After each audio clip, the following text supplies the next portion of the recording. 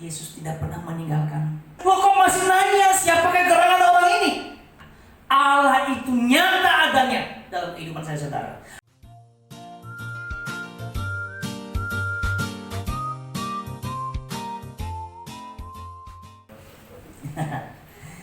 Oke, shalom. Lagi shalom.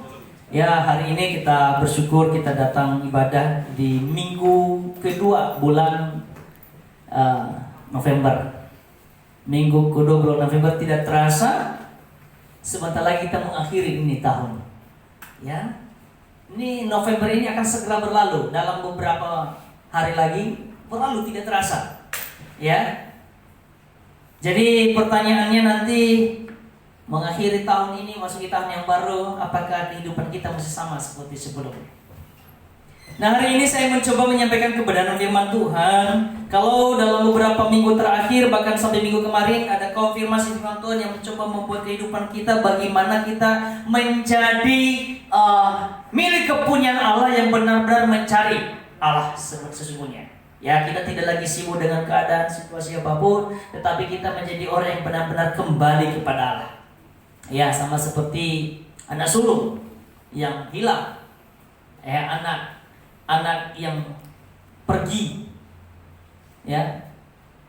Tetapi anak hilang ini dia kembali kepada bapaknya. Dan saya percaya itulah jemaat Tuhan yang sudah kembali kepada bapaknya hari ini. Kita anak-anak yang hilang telah ditemukan kembali oleh Bapa kita. Nah, hari ini saya mencoba menyampaikan firman Tuhan dengan tema cara orang percaya merespon sebuah keadaan atau situasi. Ini sebuah situasi yang memang murid Yesus langsung alami.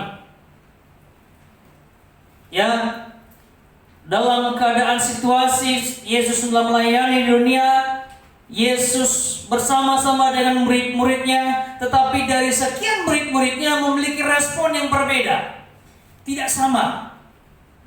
Bayangkan mereka melihat keajaiban Yesus lakukan, mereka melihat bagaimana mukjizat yang Yesus lakukan, mereka melihat bagaimana Yesus menolong mereka, tetapi respon murid-muridnya berbeda. Mungkin juga orang Kristen masa kini. Coba kita buka dalam Markus pasal 4 ayat 35 sampai 41. Kalau di media bisa dibuka boleh ya. Matius pasal 4. Markus pasal 4 ayat 35 sampai 41.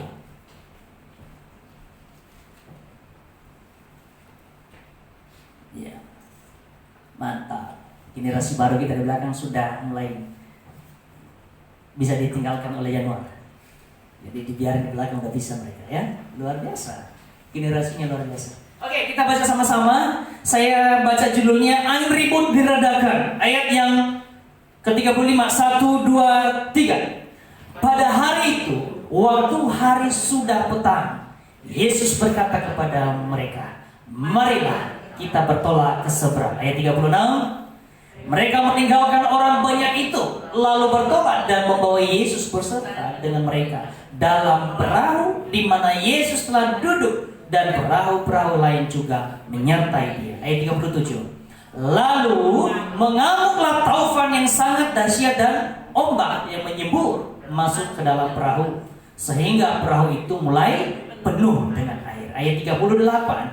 Pada waktu Yesus sedang tidur di buritan di sebuah tilam, maka murid-muridnya membangunkan dia dan berkata kepadanya, "Guru, engkau tidak peduli kalau kita binasa?" Ayat 39. Ia pun bangun, menghardik angin itu dan berkata kepada danau itu, "Diam, tenang." Lalu angin itu reda dan danau itu juga menjadi teduh sekali. Ayat 40.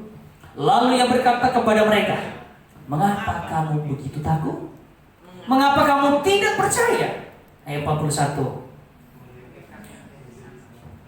Kenapa ya bisa muncul di situ? Nah, mereka menjadi sangat takut dan berkata seorang kepada yang lain, "Siapakah gerangan orang ini sehingga angin dan danau taat kepadanya?" Coba ayat 41 baca lagi, 1, 2, 3. Yang kata ayat bagian B, "Siapa gerangan orang ini sehingga angin dan danau pun taat kepadanya?" Wah, Coba bayangkan, bapak dan ibu punya anak yang selama ini bersama-sama dia melihat bapak dan ibu setiap hari. Anaknya dimandiin, anaknya dikasih makan, anaknya dikasih susu, dibangunin, dikasih tidur. Lalu suatu saat anaknya berkata begini, ketika melihat sesuatu, bapaknya bisa menyelamatkan dari sebuah kejadian. Lalu anak berkata, siapa orang ini? Siapa gerangan orang ini? Bu Cahyo kalau Septi ngomong begitu ke Ibu Cahyo responnya apa? Septi bilang begini, siapa gerangan orang ini? Responnya apa? Sedih gak? Sedih. Loh Septi kok gak kenal Ibu? Ini Ibu Septi. Betul gak?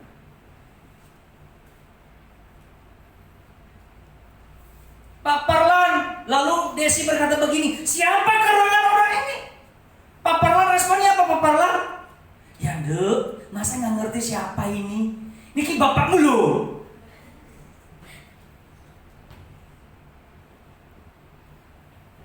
Tapi tidak sedikit orang di masa-masa sekarang justru dia menanyakan siapa itu Allah. Gak sedikit. Tetapi berbeda dengan jemaat GBKP. Semua jemaat GBKP tidak pernah menanyakan ke siapa itu Allah. Justru dia bertanya, apa yang telah saya lakukan buat Allah? Dia menanyakan, apakah saya sudah mengerti yang Yesus lakukan dalam hidupku? Nah itu yang ditanyakan. Betul jemaat GBKP? Amin. Ataukah kita masih bertanya, siapakah gerangan Allah itu? Saya sedikit merinding mendengar firman ini. Saya bilang begini, why? Ini kenapa murid-murid ada apa? Hei, murid-muridnya kenapa? Yesus melakukan begitu banyak mujizat. Yesus melakukan pelayanan yang begitu dahsyat. Lo kok masih nanya siapakah gerangan orang ini? Saya berikan contoh tadi, orang percaya merespon. Cara orang percaya, cara kita, cara saya merespon sebuah keadaan dan situasi. Waktu gempa di Nias tahun 2005, waktu terjadi gempa, respon orang saat itu langsung panik, lari terbirik-birik, bahkan ada lari nggak pakai baju. Kenapa? Takut, dan sudah terjadi, nggak bisa lagi.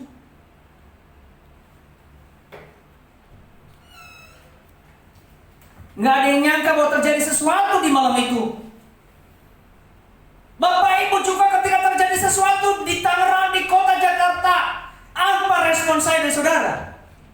Yang dulu pernah dibilang bahwa Jakarta akan digoncang oleh gempa bumi, bahkan bisa terjadi tsunami. Respon kita apa jika itu terjadi? Masihkah kita menanyakan siapakah Allah? Yang terjadi di Aceh tahun 2004, anak kecil yang bisa selamat yang ada berada di atas pohon kelapa. Mungkin anak itu boleh nanya, kok saya bisa hidup? Siapakah Allah itu? Karena dia belum mengerti mungkin. Tapi kalau saya sadarkan masih hidup sampai hari ini, masih kita bertanya siapakah Allah itu? Siapakah gerangan dia?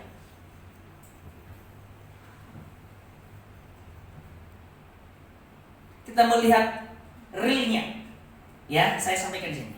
Murid-murid bersama-sama dengan Yesus sedang di dalam kapal. Mereka menyeberang, ya. Mereka menyeberang. Mereka membawa Yesus bersama rombongan di perahu. Oke. Tentu dong, ada pekerjaan mereka sebelumnya. Ada yang mereka lakukan sebelumnya. Yesus melayani jauh dan sampai membentangkan begitu banyak perumpamaan kepada murid-muridnya, membentangkan begitu banyak perumpamaan kepada orang-orang yang berbondong-bondong mengikuti Yesus, bahkan memberikan mujizat di sana. Banyak orang berbondong-bondong hanya melihat mujizat Yesus lakukan, tetapi murid-muridnya bukan hanya berbondong-bondong lagi, tetapi bersama, be with of Jesus, jadi bersama dengan Yesus di atas kapal itu, nggak berpisah loh, bersama. kapal. Kedua, di dalam perjalanan mereka terjadi ombak. Mengamuk ombak itu. Ombak ini berbicara tentang apa Bapak Ibu? Ini situasi, keadaan, masalah, ujian, penyakit, dan sebagainya.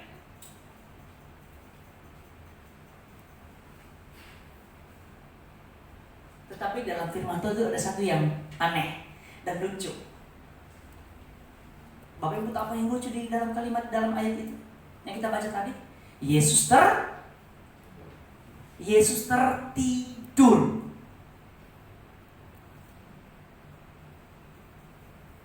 Bisa saja secara logika Yesus tertidur, dia lelah, betul?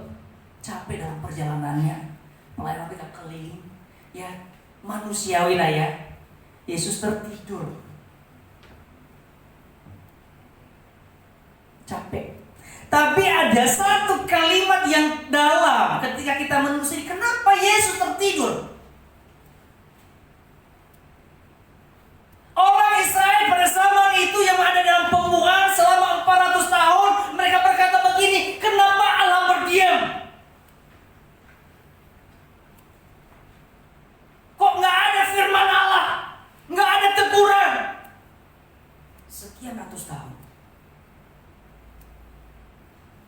tidak ada datang firman Allah ketika mereka dalam pembuangan. Pertanyaannya, kenapa Yesus tidur kalau begini? Pernahkah kita merasakan Yesus tertidur? Halo Bapak Ibu, adakah pernah Bapak Ibu merasakan bahwa Yesus tertidur? Tidak ya, karena nggak bisa melihat secara kasat mata, tapi hanya murid-murid yang menyaksikan itu. Yesus tertidur, yang lain tidak tertidur, dia doang, Yesus saja yang tertidur di atas kapal itu. Ada apa? Why?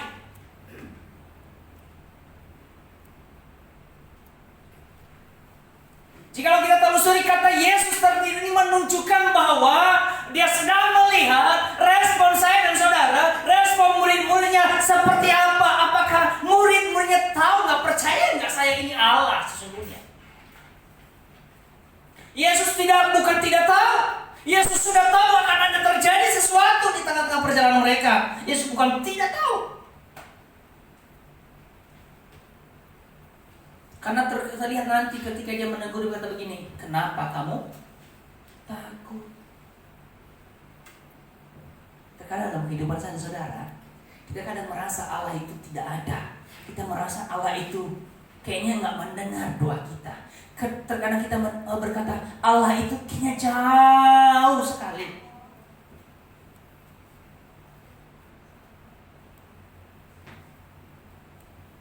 Padahal Allah itu dekat loh. Amin. Allah itu dekat. Allah itu dekat dengan orang-orang yang melekat kepadanya. Allah itu tidak pernah jauh. Biasanya yang sering menjauh siapa? Saya dan saudara. Ya, saya dan saudara, karena kita menjauh.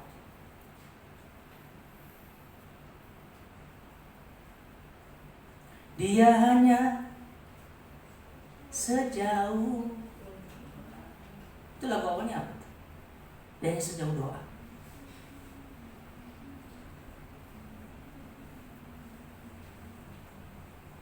Kalau kita bicara dia hanya sejauh doa, berarti begini loh. Ada benarnya ketika Yesus berkata kepada muridnya, kenapa kamu takut? Ada benarnya. Kenapa kamu takut? Kok kamu sampai berkata? Coba di ayat 36 tadi deh, 36.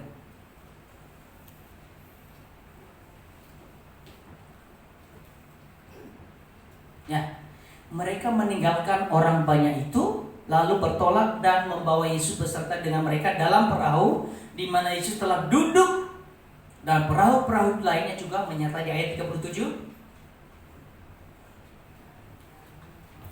Ayat 37. Boleh lanjut ayatnya? Nah, lalu mengamuklah taufan yang sangat dahsyat dan ombak menyembur ke dalam perahu sehingga perahu itu mulai penuh dengan air.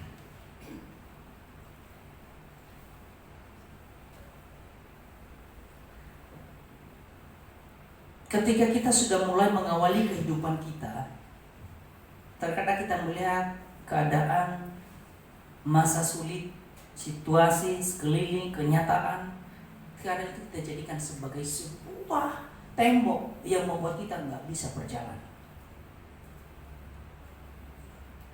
Melangkahnya susah.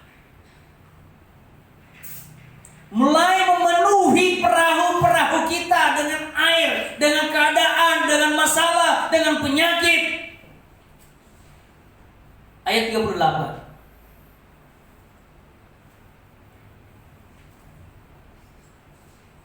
Pada waktu itu Yesus sedang tidur di buritan di dalam sebuah tilam. Maka murid-muridnya, nah ini nih respon. Ini respon kita ini, respon murid-muridnya.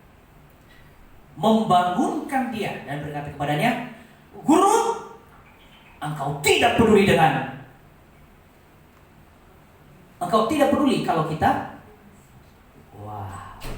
Guru, engkau tidak peduli dengan kita kalau kita binasa." Ada satu cerita, seorang olahragawan, bapak-bapak, lalu dipasang seuntas tali dari ujung ke ujung, di tengah-tengahnya adalah jurang.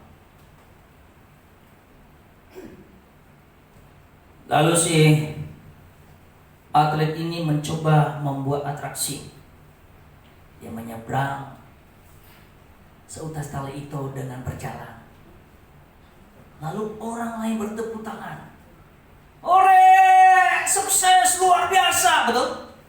Lalu mulai dia bertanya, "Oke, bagi yang ada di sini semua, siapa yang berani ikut dengan aku berjalan di atas ujung tali?" Respon orang banyak bilang apa? Tidak ada satupun yang bisa merespon, "Ya, mau." Tapi ada satu anak kecil yang duduk di situ, dia berkata begini, "Saya." Pertanyaan, kenapa anak ini berani? Karena itulah anaknya. Dia tahu bapaknya. Itu bapak saya. Setiap hari dia lakukan atraksi itu. Pasti bapak saya tidak mungkin gagal. Lalu si anak itu digendong, dia bawa, menyeberang seutas tali itu yang dia punya juga. Kenapa dia yakin?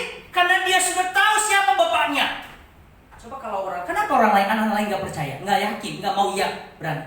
Karena kenapa? Mereka tidak tahu siapa bapak itu. Mereka tahu dia adalah seorang yang bisa melakukan atraksi. Selama ini mereka tidak tahu siapa bapaknya itu. Tetapi anak kecil ini yang berani mengatakan, "Saya mau." Itulah dia tahu siapa bapaknya. Demikian saudara-saudara. Bapak Ibu, tahu siapa bapak kita? Kenal siapa bapak kita? Beranikah kita ketika kita berkata begini, "Hei, lewat ini," beranikah kita?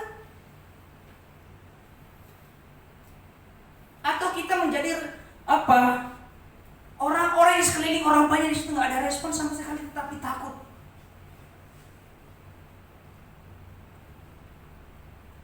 Kita belajar dari anak kecil ini. Dia berani terima tantangan itu karena dia tahu bapakku pasti menyelamatkanku, bapakku pasti menggendongku, bapakku pasti tahu caranya supaya saya bisa menyeberang seutas tali ini dan tidak kami pernah jatuh di bawah jurang ini. Dia tahu siapa bapaknya.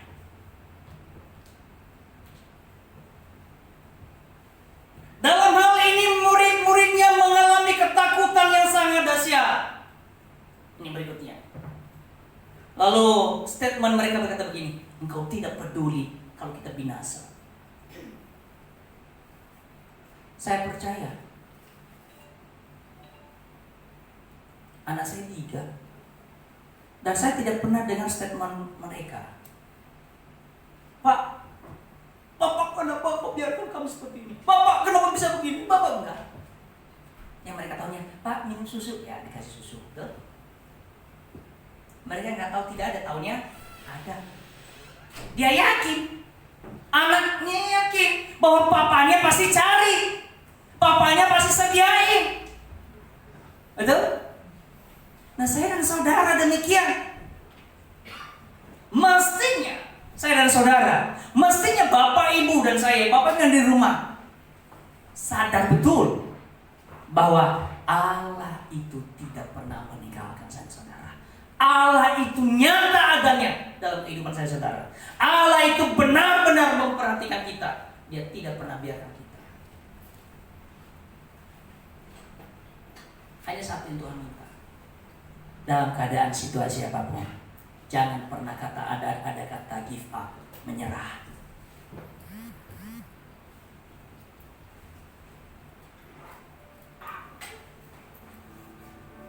Jangan pernah menyerah, jangan berputus asa. Mujizat itu bagi yang percaya. Sekali lagi. Jangan pernah menyerah, jangan berputus asa. Mujizat Tuhan ada bagi yang percaya.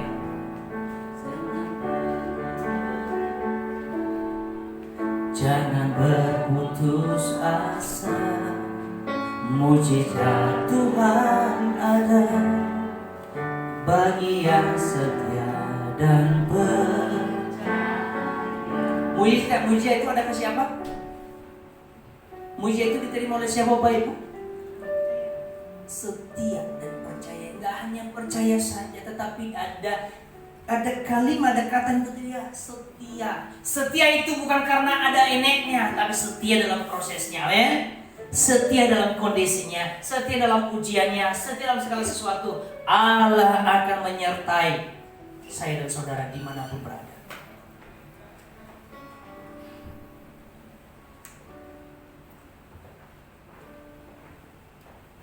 Tuhan tak pernah janji langit selalu biru, tetapi Dia berjanji selalu menyertai. Tuhan tak pernah janji jalan selalu rata, tetapi Dia berjanji bagi yang setia. Oh, jangan pernah menyerah, jangan berputus asa. Mujizat Tuhan ada saat hati menyembah. Jangan pernah menyerah, jangan berputus asa. Mujizat Tuhan ada bagi yang setia dan percaya. Katakan amin. Allah tidak pernah menjanjikan langit itu selalu biru. Allah tidak pernah menjanjikan perjalanan kehidupan kamu itu selalu mulus.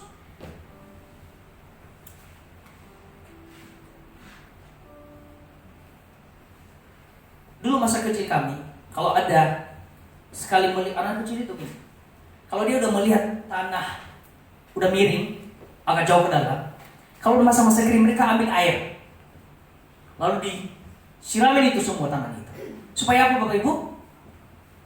Licin. Karena bikin perosotan. Itu kalau di kampung itu bukan perosotan dibuat sekarang. Perosotan kami masa kecil itu perosotan tanah yang miring, yang minimal ya 20 meter, 30 meter ke bawah. Nah, itu disiramin pakai air. Ketika disiram pakai air, baru bikin perosotan supaya mulus. Amin. Itu kan buatan manusia. Tetapi Allah tidak pernah berkata begini, aku akan memuluskan perjalanan. Dia tidak pernah janji. Tetapi Dia menjanjikan, aku akan menyertaimu. Amin. Tuhan tidak pernah menjanjikan bahwa Dia setiap hari berikan kita kehidupan enak. Tetapi Dia menjanjikan kebahagiaan sejati. Dia menjanjikan kekuatan. Dia menjanjikan pemulihan. Dia menjanjikan penyertaan, dia menjanjikan perlindungan. Itu janji Allah. Tapi janji Allah itu bukan main-main, ya dan amin. Allah tidak pernah ingkar janji. Yang suka ingkar janji adalah saya dan saudara. Kadang kita menjadi seperti anak kecil di kampung tadi. Harusnya ini jalannya masih nggak mulus, ada serat-seratnya, ada kendalanya, tetapi anak kecil berusaha membuat jalan itu jadi licin. Kita buat jalan kita menjadi lurus, kita buat jalan kita menjadi mulus. Itu usaha manusia. Usaha manusia tidak akan pernah bisa membawa satu tujuan dengan cara yang mulus. Nggak bisa. Kalau anak kecil tadi bisa, itu karena memang nggak bisa, nggak ada lagi di kampung itu namanya perosotan. Mau tidak mau pakai cara. Itu buatan manusia, usaha manusia.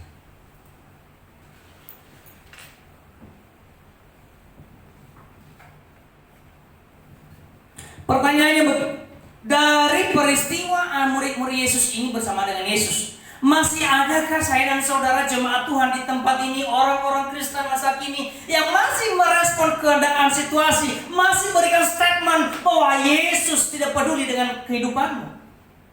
Kalau masih ada, Tuhan minta hari ini, ayo jangan menyerah lagi ya. Datang. Yesus tidak pernah meninggalkan. Yesaya pasal 41 coba. Yesaya 41 ayat 10.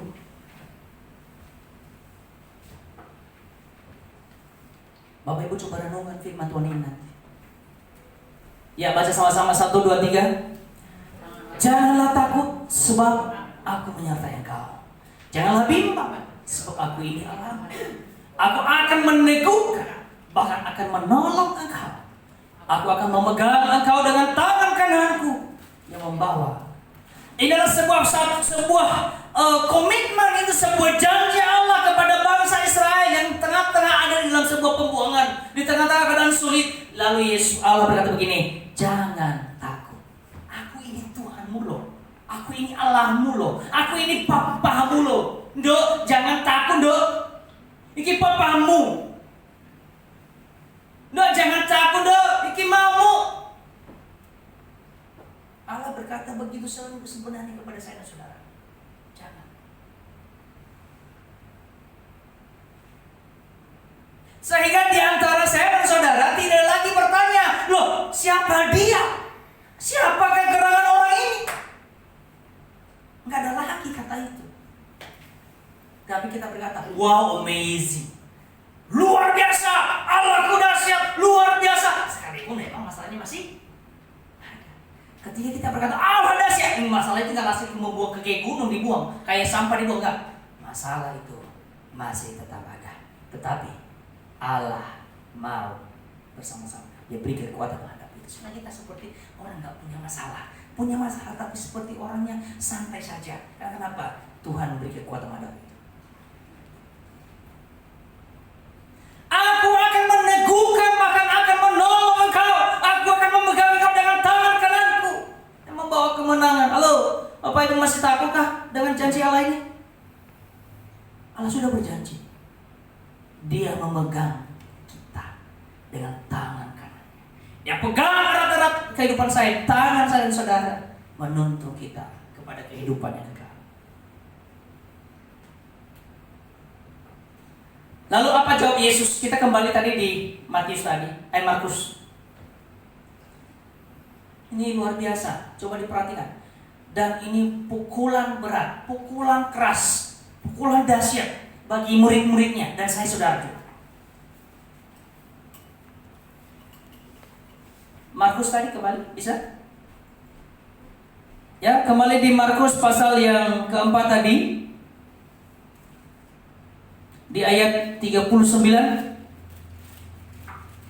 saya bacakan untuk semua. Nah ini, ia pun bangun menghardik angin itu dan berkata kepada danau itu, yang apa?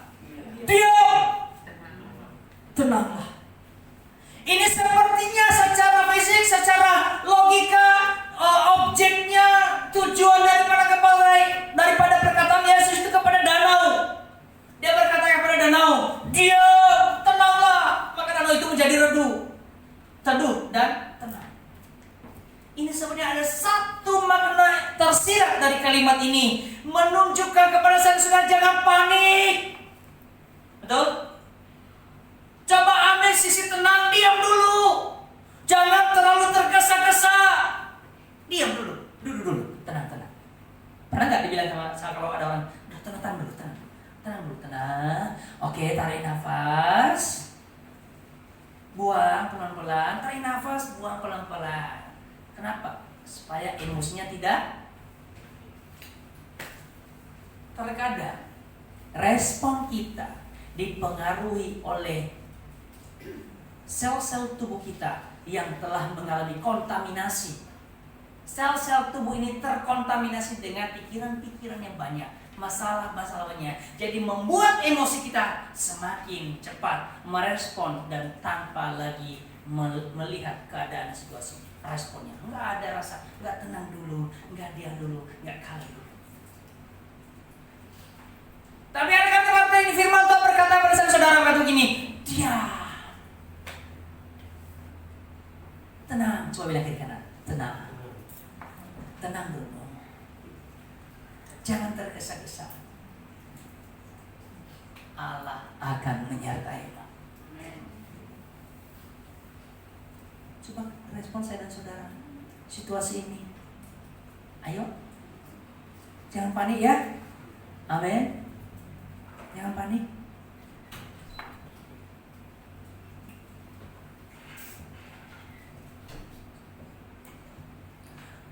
Lalang-lalang yang ini tidak akan pernah dibiarkan dicabut. Saya ulang lagi. Sebelum Yesus datang ke dunia kedua kali, lalang ini dibiarkan oleh Tuhan tumbuh bersama-sama dengan gandum.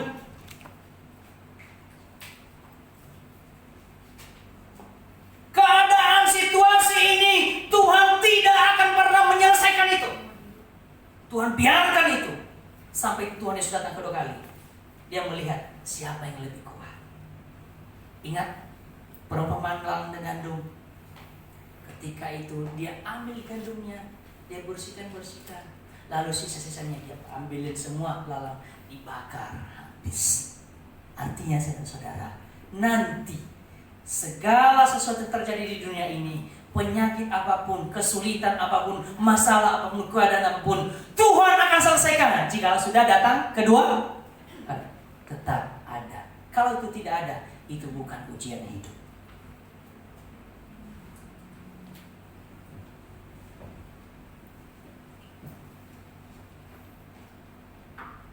Apa yang kita respon saya saudara apa kalau begini? Ketika Yesus berkata begini, diam, tenanglah. Respon saya saudara seharusnya begini. Oh iya, bukankah di dalam Yesaya pasal 51 berkata tadi, janganlah takut. Aku ini Allahmu. Aku menyertai engkau, aku memegang engkau dengan tangan kananku, membawa kemenangan demi kemenangan. Kalau itu kita sudah mengerti, maka mulai hari saya dan saudara jemaat Tuhan yang ada di rumah,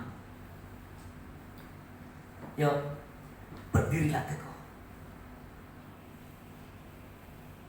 Lakukan seperti biasa apa yang kamu lakukan. Dan tetap lakukan firman Tuhan. Melekat kepada firman Allah. Dia akan bersama-sama dengan saya, saudara. Dia tidak pernah membiarkan saya. Jangan pernah berdoa, Tuhan, lepaskanlah masalah ini. Tuhan, lenyapkanlah semua masalah ini. Jangan berdoa demikian. Tapi berdoa kepada Tuhan. Tuhan, buatkan saya mampu menghadapi ini. Tuhan, berikan saya kekuatan menghadapi ini. Tuhan, mampukan saya menghadapi ini. Tuhan, lindungi saya. Karena tanpa Engkau aku tidak bisa berjalan dengan keadaan ini. Doanya mulai diubah.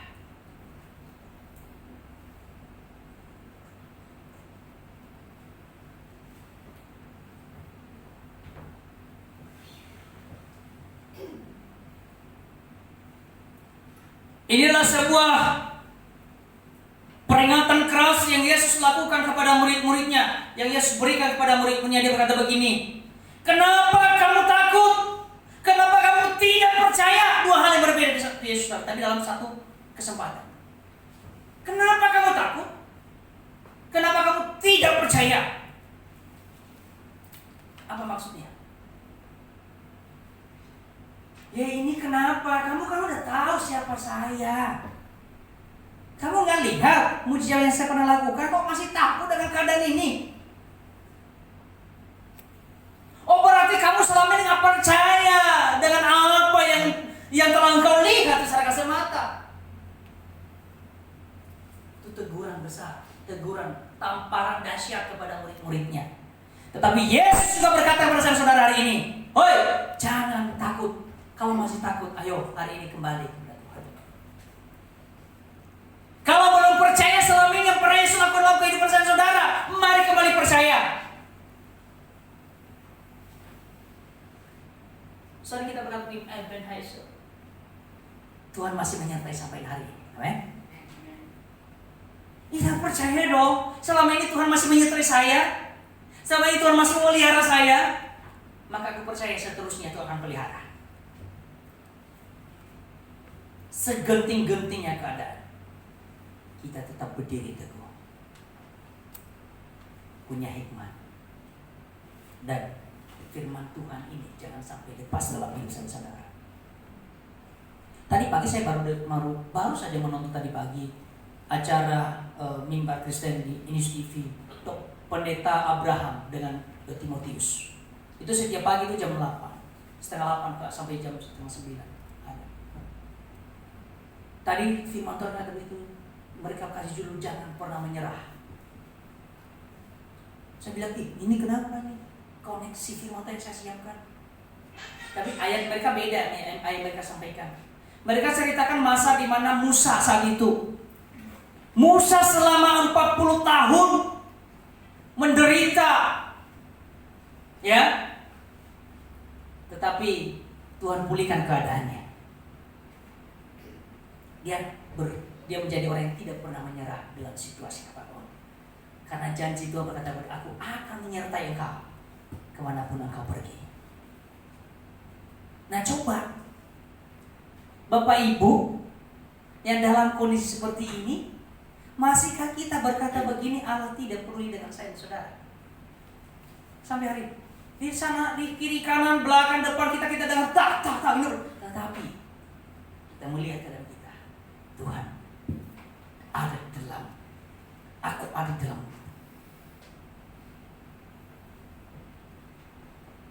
Pemeliharaan Tuhan tidak pernah henti. Dua pertanyaan Yesus ini mari kita mulai renungin. Kenapa kamu takut dan kenapa kamu tidak percaya? Selama ini karena kita sudah begitu lama mengikut Yesus, begitu lama menjadi orang Kristen, bahkan kalau di Nias itu namanya orang Kristen turunan, betul? Dari kakeknya Kristen, berarti bawahnya semua cucunya itu Kristen. Agama tidak akan pernah menyelamatkan. Kepercayaan turunan tidak akan pernah menyelamatkan. Yang menyelamatkan saya dan saudara adalah kepercayaanmu dan saya kepada siapa? Itu Sang Juru Selamat.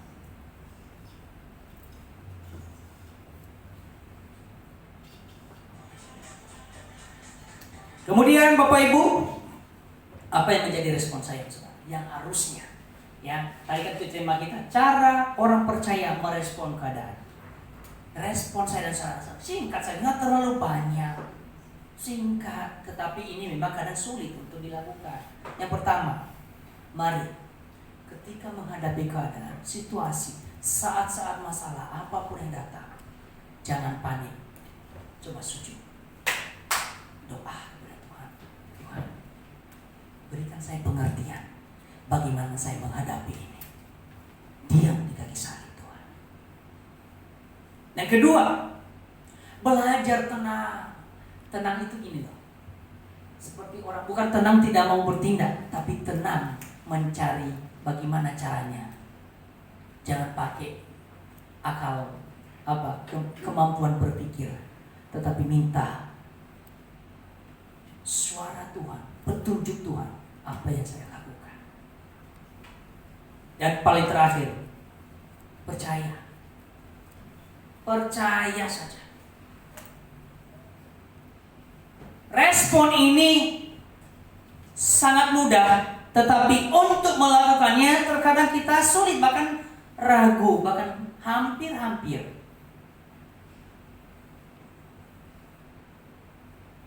tidak mau melakukan ini dulu, tetapi dengan respon yang melihat apa yang di depan kasat mata. Pesan firman Tuhan hari ini, ayo Bapak Ibu, saya tadi Riau katakan bahwa apapun saat ini yang terjadi, Tuhan tidak pernah hengkai itu dalam kehidupan, dalam dunia ini. Tetapi Tuhan mau, Dia menyertai kita. Tuhan ada di dalam kehidupan saya, saudara. Bagaimana dalam situasi kita berdiri teguh dan melewati itu, sampai kita melihat seperti orang Israel menyeberangi lautan sampai kepada tanah perjanjian. Tuhan nyatakan mujizat di sana. Saya saudara pasti melihat, mari kita tetap tenang, percaya saja. Tuhan tidak pernah membiarkan saya, saudara. Mari kita berdiri bersama.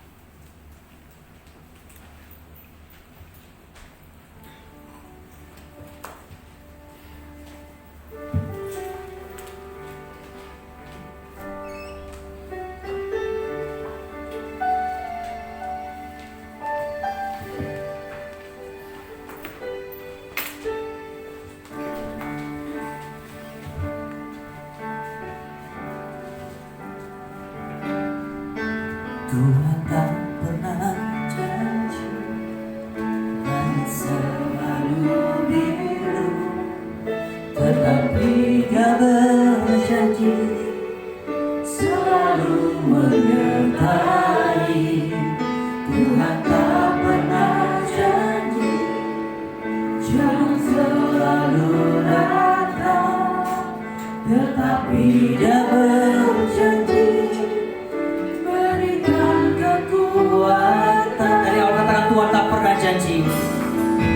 Tuhan tak pernah janji langit selalu biru, tetapi Dia berjanji selalu menyertai. Tuhan tak pernah janji jangan selalu datang, tetapi Dia berjanji berikan kekuatan. Oh, jangan pernah menyerah, jangan berputus asa. Amin. Mujizat Tuhan ada saat hati menyembah. Jangan pernah menyerah, jangan berputus asa. Mujizat Tuhan ada bagi yang setia dan berkatakan jangan pernah menyerah, jangan berputus Allah yang luar biasa selalu menyertai saya dan saudara. Jangan menyerah dalam kondisi dan situasi apapun. Kita datang menyembah Dia, kita sujud di bawah kaki salib-Nya. Kita percaya dalam janji-janji-Nya. Bagi yang setia dan percaya. Terima kasih Tuhan. Terima kasih buat anugerah.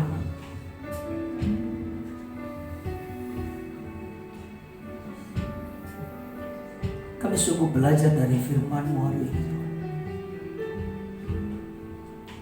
Murid-murid-Mu yang selama ini bersama-sama dengan Engkau, melihat begitu banyak mukjizat yang Engkau lakukan, melihat begitu banyak kedahsyatan dalam pelayanan-pelayanan-Mu bersama-sama dengan murid-murid.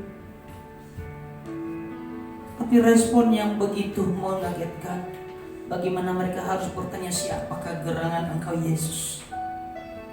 Tuhan ampuni kami juga dalam di tengah-tengah kehidupan kami selama ini. Kami kadang tidak mengerti siapakah yang melakukan keajaiban itu dalam kehidupan kami. Terkadang kami merasa itu karena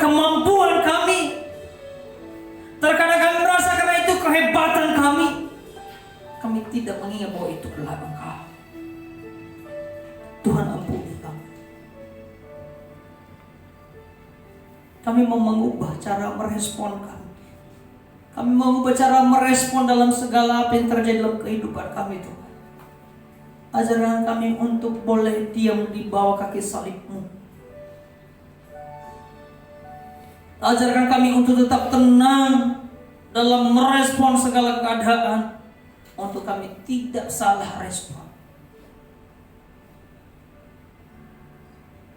Engkau menjanjikan penyertaan-Mu. Penyertaan-Mu begitu dahsyat bagi kami.